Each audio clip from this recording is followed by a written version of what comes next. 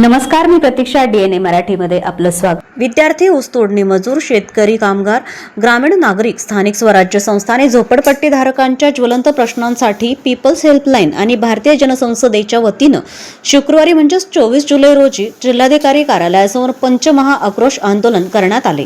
या आंदोलनात शेतकरी, शेतमजूर, कामगार, ऊस तोडणी मजूर, झोपडपट्टीधारक, सामाजिक कार्यकर्ते, महिला, युवक आणि विविध क्षेत्रातील नागरिक मोठ्या संख्येने सहभागी झाले होते. आंदोलकांच्या घोषणांनी जिल्हाधिकारी कार्यालय परिसर दणाणून निघाला. शासन आणि प्रशासनाच्या निष्क्रियतेविरोधात आंदोलकांनी तीव्र संताप व्यक्त करून निदर्शने केली. या आंदोलनामध्ये ॲडव्होकेट कारभारी गवळी, अशोक सब्बन, प्रकाश थोरात, वीर बहादूर प्रजापती, बबलू खोसला, अशोक भोसले, पोपट भोसले, माऊली चांदणे, विलास साळवे, दिलीप साळवे, शंकर साळवे, गोरख बर्डे, उत्तम बर्डे, सतीश बर्डे, शरद बर्डे, विशाल बर्डे, धोंडेराम गायकवाड, शाहीर कान्हू सुंबे आदी सहभागी झाले होते. पीपल्स हेल्पलाईन आणि भारतीय जनसंसदेच्या पुढाकाराने विविध प्रश्नांनी त्रस्त असलेल्या सर्वसामान्य नागरिकांनी एकत्र येऊन आपल्या घटनात्मक हक्कांसाठी संघटित संघर्ष करण्याचा निर्धार यावेळी व्यक्त केला. आंदोलनातील पहिली प्रमुख मागणी पर्यावरणवादी आणि शिक्षणतज्ज्ञ सोनम वांगचुक तसेच आंदोलनकर्त्या विद्यार्थ्यांना न्याय देण्याची होती.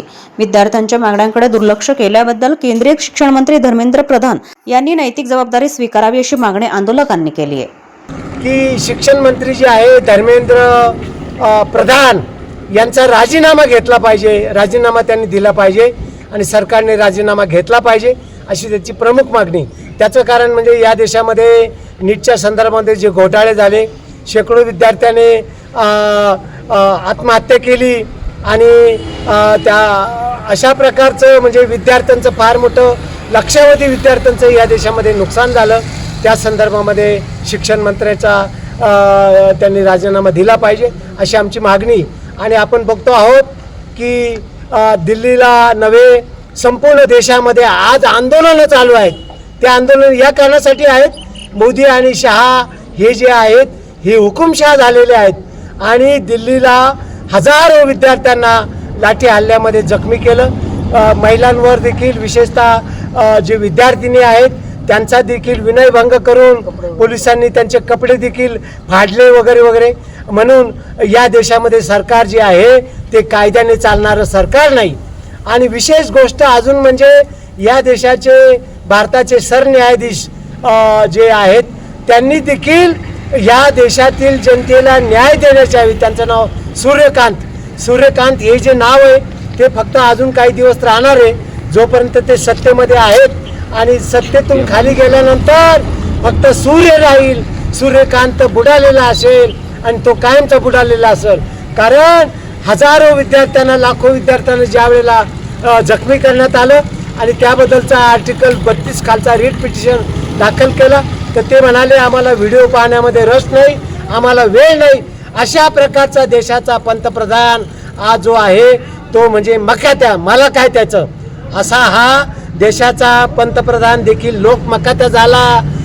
अमित शहा देखील लोकमकात्या झाला आणि देशाचे सरन्यायाधीश देखील लोकमकात्या झालेले.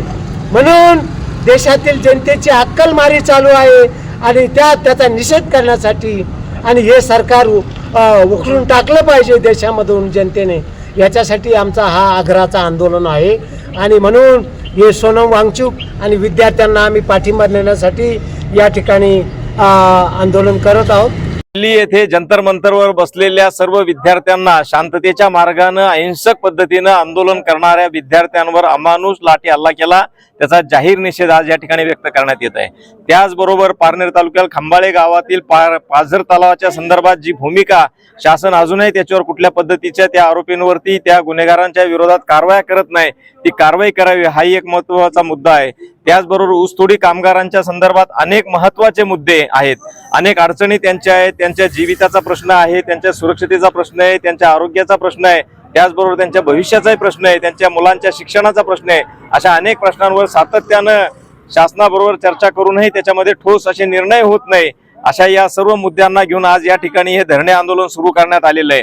शासनाने या सर्व प्रश्नांची त्वरित दखल घ्यावी, अन्यथा हे आंदोलन यापेक्षा अधिक तीव्र करण्यात येईल. संपूर्ण देशामध्ये नीट परीक्षामध्ये झालेल्या गोंधळाच्या विरोधात विद्यार्थ्यांनी जे दिल्लीमध्ये जंतर मंतर येथे आंदोलन सुरू केलेलं आहे, त्या आंदोलनाला पाठिंबा देण्यासाठी पीपल्स हेल्पलाईन आणि भारतीय जनसंसदेच्या वतीने आज या अहमदनगर जिल्हाधिकारी कार्यालयासमोर आपण आंदोलन करत आहोत. आज देशामध्ये आणीबाणीसारखी परिस्थिती निर्माण झालेली आहे आणि या आंदोलनामध्ये प्रामुख्याने सोनम वांगचुक या मोठ्या शास्त्रज्ञाला एक मोठ्या सामाजिक कार्यकर्त्याला पोलिसांनी ज्या पद्धतीने ते तिथून उचलून घेऊन गेले तर ही एक चांगली गोष्ट नाही. त्याच्यामुळे संपूर्ण देशामध्ये आणीबाणीसारखी परिस्थिती निर्माण झालेली आहे. तरी शासनाने विद्यार्थ्यांचं जे काही मत आहे हे काही कुठल्या राजकारणी माणसाचं मत नाही किंवा या ठिकाणी कुठलं राजकारण नाही. तर विद्यार्थ्यांनी जे काही भावना व्यक्त केल्यात तर त्या धर्मेंद्र प्रधान यांचा राजीनामा घेऊन या आंदोलनाला न्याय दिला पाहिजे अशी पीपल्स हेल्पलाईन आणि भारतीय जनसंसदेची मागणी आहे. प्रतिनिधी मुंतजीर शेख, DNA मराठी, अहिल्यानगर.